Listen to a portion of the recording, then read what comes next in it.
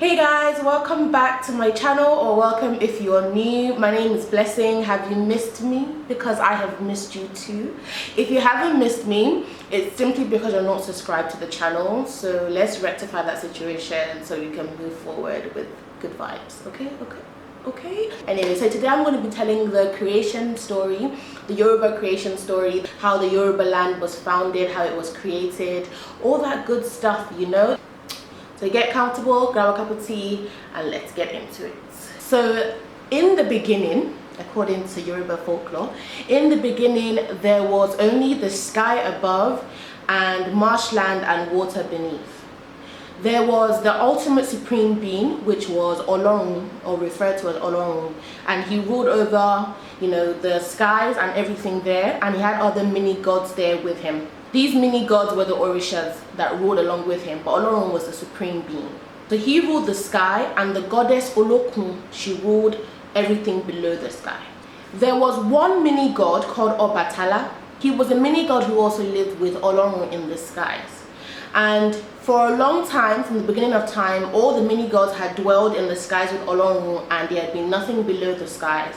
But one day Obatalá was, he was a bit bored. He was reflecting and he was thinking, why is there not more things below the ground? Why is it just empty wasteland, And he was like, we have all these powers, we have all these skills, but there's no one to use to help them. We're just here by ourselves, we're not using our power, and there's just empty wasteland below.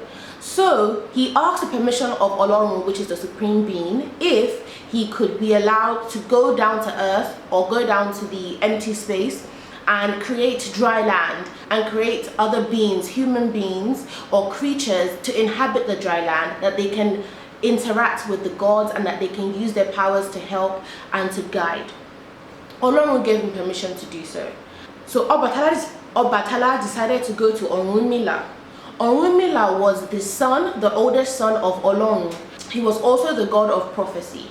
So Obatalá went to Orunmila and asked for his advice on how best he could create this dry land, go down to earth and create these creatures to inhabit the dry land. What Orunmila told him to do was to get a gold chain which was long enough to reach below. So he told him to get a gold chain long enough to reach below. He told him to get a snail's shell and fill it with sand. He told him to get a white hen. He told him to get a black cat, and he told him to get palm nuts. And he told him to put all of this in a bag that he will carry with him. So, quick recap, let's just make sure you're following, okay? So, in the beginning, Olorun and the mini gods lived in the sky. Obatalá, one of the mini gods, wanted to go down on earth and create a dry land and create beings, creatures to fill this dry land that they can interact with. He went to Obatalá and asked for advice on how he can make this happen. Obatalá told him to get a gold chain long enough to reach the earth, a black cat, a white hen, a snail shell filled with sand, and palm nuts. All the mini gods contributed all the gold they had and gave it to Obatalá for him to make his gold chain. And Orunmila gave him the rest of the things to put in his bag. When everything was ready, Obatalá was ready to go. So he took the gold chain and he hanged it on the corner of the sky. But he put the bag on his back and began to climb downwards using the chain. When he got to the end of the gold chain, he realized that he still had a bit of distance between where he was and the earth. And from above, he heard Orunmila say to him that he should take the snail's shell and pour the sand onto the earth. So he took the snail's shell and poured the sand inside the snail's shell onto the earth. Orunmila also told him to also at the same time drop the white hen onto the earth, which he did. Once the hen dropped onto the earth, it began to scatter the sand everywhere. It would scatter some over there, it would scatter some over here, and sometimes it would form a hill, sometimes it would form a mountain, sometimes it would form a valley, depending on how much sand the hen scattered. Wherever the sand scattered became dry land, and we ended up with mountains, hills, valleys, and land. Obatalá now jumped onto a hill and he named that hill Ife. So if you've ever heard Ife, Ile Ife is the beginning of Yoruba people, and so When Obatalá jumped onto this hill, he named it Ife, and that is where the Yoruba people's creation began. The dry land now extended as far as he could see. There was dry land everywhere. He had essentially created earth. So once there was now land, Obatalá dug a hole in the ground and planted the palm nut that Orunmila had told him to bring down to earth. He put the palm nut in the ground, he covered it, and straight away the palm nut began to grow, and it matured. It grew instantly. A palm nut dropped from that palm nut tree, and this again began to grow instantly. So suddenly there were lots of palm nut trees that had shut up. So there was now vegetation, there were plants that had grown from this palm nut. Obatalá decided to relax, settle down with the black cat for company. Many months passed after he had created land, he had created plants, and he was only alone with the cat. And Obatalá grew tired and he grew bored of his daily routine. There was not much else for him to do but to be on the land. And so he thought, I know what I'll do.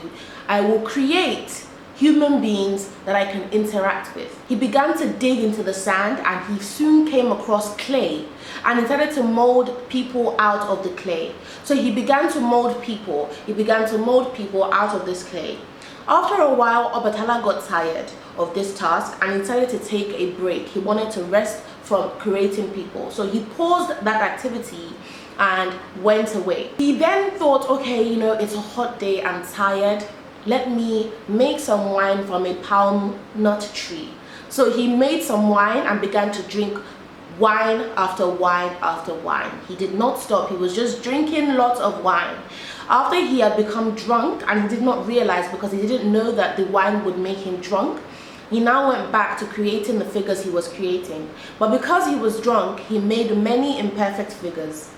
So now Obatalá had been creating, but he had been a bit tipsy, so now his creations, there were many imperfect figures amongst them. Unfortunately, Obatalá did not realize that he was drunk, nor did he realize that the figures he had created, many of them were imperfect. He then called upon to Olorun, which is the supreme being, and asked Olorun to breathe life into the imperfect creatures he had made. Olorun decided to grant his request, believing that he knew what he was doing, and breathed life into the imperfect figures that Obatalá had made. The next day, when Obatalá woke up, maybe having a hangover, but nonetheless he woke up and he realized what he had done. He realized that he had created these imperfect beings and they had become deformed, but there was nothing he could do because he had already created them and Olorun had already breathed life into them. So he decided to take care of these people and he became the defender of the deformed. Not long after, the people he had made began to build huts like he had, and not long after, Ife, which is what the place, that's what he called the place that he had created, began to prosper, and it soon became a city. All the other gods were happy with what Obatalá had done. They looked down and they were proud of him, except from one. And this one god that was not happy was Olorun, which is the goddess that ruled over everything below the sky. And she was not happy because Obatalá had not come and asked her opinion or asked for her advice when he decided to come down onto her territory and make all these changes, especially as he had changed so much of what was her kingdom. The sky belonged to Olorun, but everything below the sky belonged to Olorun. But when Obatalá came down from the sky, he had not asked her opinion and he had changed so much in what was her kingdom, so she felt slighted. So what she decided to do, whilst Obatalá went to the sky to visit Olorun and the other gods to tell them what had been happening whilst he was on earth, Olorun decided to send lots of waves and waves surging across the land to disturb everything that Obatalá had done. So she started drowning the people and made everything go underwater. This was the big flood. So many people were drowned, unfortunately, due to what Olorun had done. There was now a god that was visiting from the sky. His name was Ishu. And many people, whilst the land was being flooded, had ran to the top of the hills. And when they got to the top of the hills, they met Ishu. And they said to Ishu, this is what is going on earth. This is what has been happening. There's been a flood. All our houses are flooded. Everything is underwater. And many have died. So they told Eshu, but Eshu said before he would do that, they must sacrifice to him and Obatalá, otherwise he would not take their message up until the sky. So the people sacrificed goats, they sacrificed sheep, they sacrificed all different kind of animals to him, and they said okay. He then went up into the sky. Once Orunmila heard what was going on down below, he climbed down the gold chain that Obatalá had initially dropped, and he cast many spells across the earth, which caused the waters to retreat back into the sea, and that ended the great flood. The people went back to normal and everything continued as had been before. The land continued to prosper, and from there we now came to what we have now. That is the story of creation.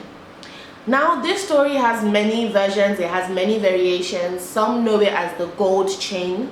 The story is referred to as the gold chain with slight variations. Regardless of the different variations that may be in the story, this is the general gist of what happened when Obatalá came down to earth. And so that is the Yoruba creation story. Let me know if you guys enjoy this story. Let me know if you know more about the story, or if there's something that I missed out, or if there's something that you want to add, or just let me know down below what you think. Let me know if you have any other stories you want me to tell, or if you want to hear more stories. Talk to me down below. Don't forget to subscribe to the channel if you haven't already. Like I said, you can follow me on my personal Instagram, Coco_infusion, or you can follow me on my Yoruba Instagram, Yoruba_lessons. I'll see you guys in the next one.